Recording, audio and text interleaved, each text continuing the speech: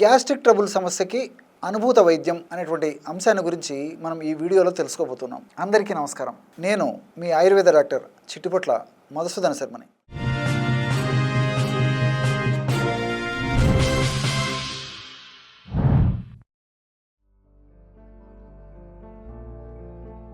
ఇంచుమించు అందరినీ వేధించేటువంటి అత్యంత సర్వసాధారణటువంటి సమస్య గ్యాస్ట్రిక్ ట్రబుల్ సమస్య. కడుపు నొప్పి, కడుపు ఉబ్బరము, వాంతి వచ్చినట్టు ఉండడము, అదేవిధంగా వికారంగా ఉండడము, విరేచనం సరిగా కాకపోవడము, పొట్ట ఉబ్బరంగా ఉండడము, ఆకలి కాకపోవడము, తీసుకున్నటువంటి ఆహారం సరిగా జీర్ణం కాకపోవడము, అనేక సార్లు విరేచనాలు అవుతుండడము, అపానవాతం విపరీతంగా పోతుండడము, తేనుపులు వస్తుండడము, ఇవన్నీ కూడా గ్యాస్ట్రిక్ ట్రబుల్ సంబంధించినటువంటి లక్షణాలు, ఈ సమస్యకు సంబంధించినటువంటి లక్షణాలు.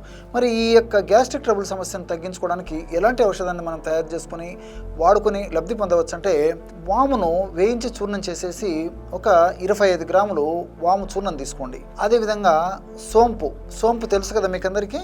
సోంపు గింజలు చాలా సువాసన భరితంగా ఉంటాయి, జీలకర్ర కంటే పెద్దగా ఉంటాయి అన్నమాట. మనకు మార్కెట్లో ప్రతి చోట దొరుకుతుంటాయి. ఈ సోంపు గింజలు కూడా కాస్త వేయించేసేసి చూర్ణంలాగా తయారు చేసుకుని ఆ సోంపు గింజల చూర్ణాన్ని కూడా ఒక 25 గ్రాములు తీసుకోండి. అట్లే నల్ల ఉప్పు, దీన్నే బ్లాక్ సాల్ట్ అనేటువంటి పేరుతో పిలుస్తూ ఉంటారు అనమాట. ఇది కూడా మనకు సంవత్సరం అంతా కూడా గడ్డల రూపంలో దొరుకుతుంది, అదేవిధంగా పొడి రూపంలో కూడా దొరుకుతుంది. మనం కావాలంటే గడ్డలు గిన్నె తెచ్చుకున్నట్లయితే మిక్సీలో వేసేస్తే ఈజీగా పౌడర్ అయిపోతుంది. సో ఈ బ్లాక్ సాల్ట్ పౌడర్ కూడా ఒక 25 గ్రాములు తీసుకోండి.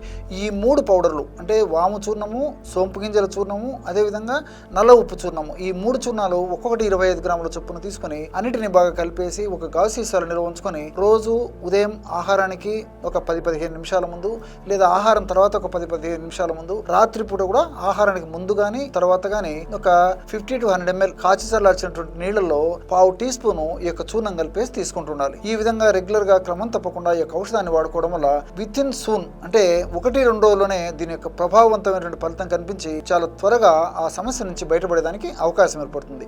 ఈ సమస్య ఉన్నటువంటి వాళ్ళు వేళకు ఆహారం తీసుకుంటుండాలి, అదేవిధంగా నీళ్లు కూడా తరచుగా తాగేటువంటి అలవాటు చేసుకోవాలి, వేళకు విశ్రాంతి తీసుకుంటుండాలి, రాత్రిపూట పెందలాడే ఆహారం తీసుకుంటూ ఉండాలి. అట్లే విధంగా స్పైసీ ఫుడ్, మసాలా ఫుడ్, ఇలాంటి పదార్థాలు, జంక్ ఫుడ్, ఫాస్ట్ ఫుడ్స్, ఇలాంటి పదార్థాలు కూడా మరి ఎప్పుడో ఒకసారి కొద్ది గొప్ప తీసుకోవచ్చు, కానీ వీలైనంత వరకు మరి మాక్సిమం అవాయిడ్ చేయగలిగితే మంచిది. ఇలాంటి చిన్న చిన్న జాగ్రత్తలు తీసుకున్నట్లయితే మళ్ళా ఈ సమస్య రాకుండా కూడా ఉంటుంది.